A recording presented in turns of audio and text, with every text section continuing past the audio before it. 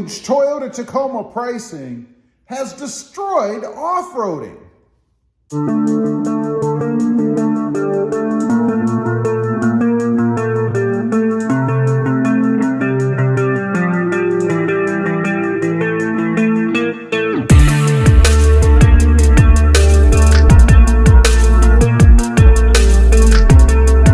Well, good afternoon, everybody, and welcome back to Robmotive. And that's right, huge Toyota Tacoma pricing really has destroyed off-roading. Before we get started, let me tell you what a wimp I am. It's 45 degrees outside, and I'm freezing. Hence the gloves, the coat, the multiple coats. It's amazing what living in a warm climate does when you experience cooler weather. This would be pretty warm up in Ohio right now. But anyway, let's get to the topic at hand. I've been thinking about this because, you know, I take a lot of heat on the channel about off-roading and how I don't go off-roading and I don't have a four-wheel drive and I don't use the truck the way I'm supposed to use it. I always thought the way I was supposed to use it was whatever way I decided to use it. But anyway, I wanted to address this because I've been thinking about it from my own perspective. And I really do believe that huge Toyota Tacoma pricing is what has destroyed off-roading. Now, you may be an avid off-roader, but let me tell you, you are in the minority because only about 4 or so percent, maybe as high as 5, of the owners that drive four-wheel drive trucks actually use the four-wheel drive, actually take it off-road and put it through its paces. But why is that? It's because pricing is so high. I mean, you're going to spend after taxes and tags and title and all that stuff and the inflated prices we have today because of the crazy market, you're probably looking somewhere around $40,000 to $50,000 for your brand new Toyota Tacoma. Of course, it depends on what trim level you get.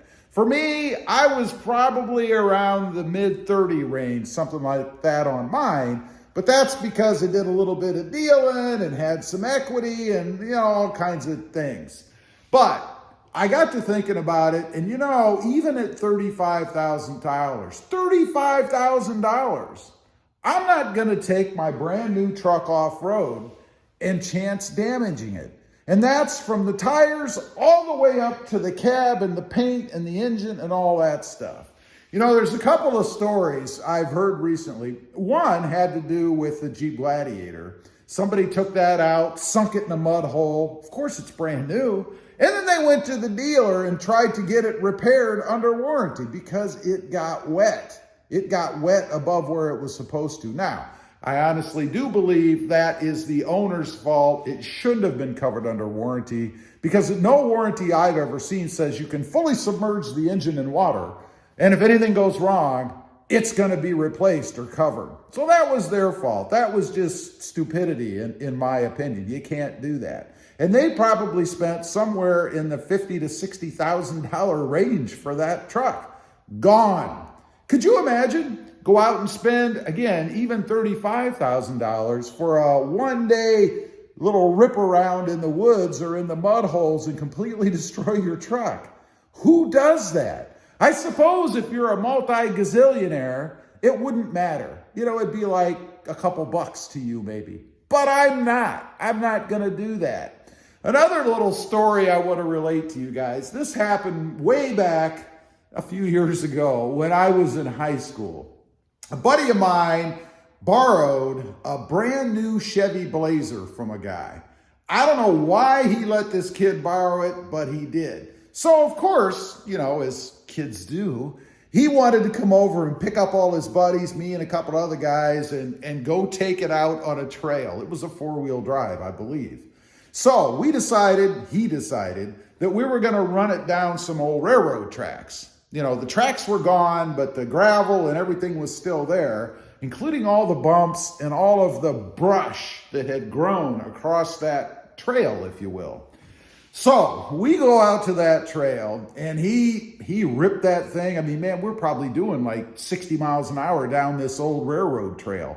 That's pretty fast off-road on an old bumpy road with a bunch of sticks and branches and stuff hanging across it, right? So we're doing that. I was scared for my life. We're cruising down that, of course I didn't show it, I was in high school, you don't do that. But we're driving down this trail and he's just motoring and all these branches and stuff are just scraping and slamming the sides of this brand new truck. It was red, by the way. Looked awesome, the old Blazers. So we're cruising down that, he's just ripping it, man, and you could just hear the branches down the sides of this truck. I thought, man, are you nuts? This isn't his to begin with. And what's it gonna look like when we're done? So we get done, we pull off, and I'm curious to see, all of us were, there are scratches, micro scratches, some bigger scratches, all down the sides of this truck. It was horrid. I can't imagine what happened when he took that back and gave it back to the guy that owned it, but it's insane. And it makes me think, again, in this case, it wasn't even his, but here's this brand new truck. Somebody took it out, put it through its paces. I mean, it handled it fine. There were no issues as far as drivability goes, but he ruined the paint. How much would it cost to repaint that brand new truck? Because it's brand new. Are you just gonna leave it like that? Did he end up having to pay for it? Probably not. He had no money. There's no way he could pay for it.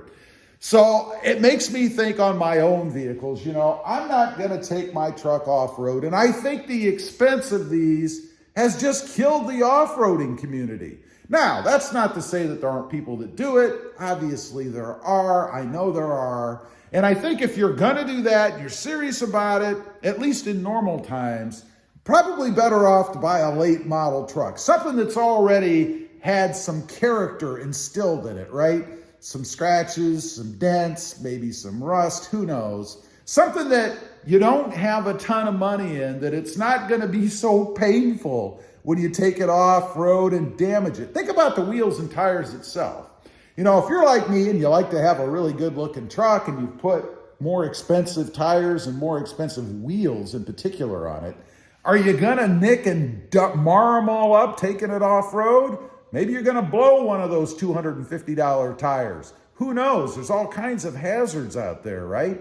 So I think that's the problem, and I think that's why a lot of people don't do it anymore, including me. I love the truck too much to do that to it. Not to mention the monetary bill that could be associated with it. Think about breaking something else, a CV axle, maybe a shaft. Who knows what's going to happen?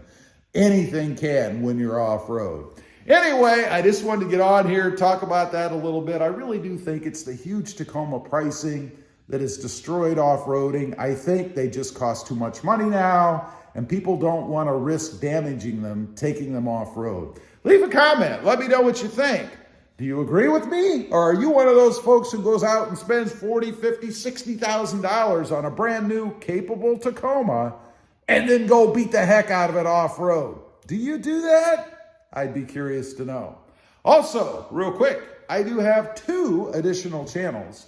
Robmotive FST, all about full-size trucks.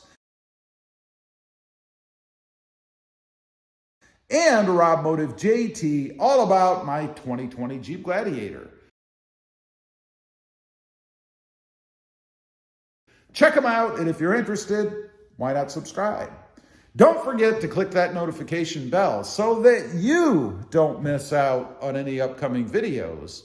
And do me a favor, smash that subscribe button on the way out. Thanks for watching. Stay warm out there. Bye.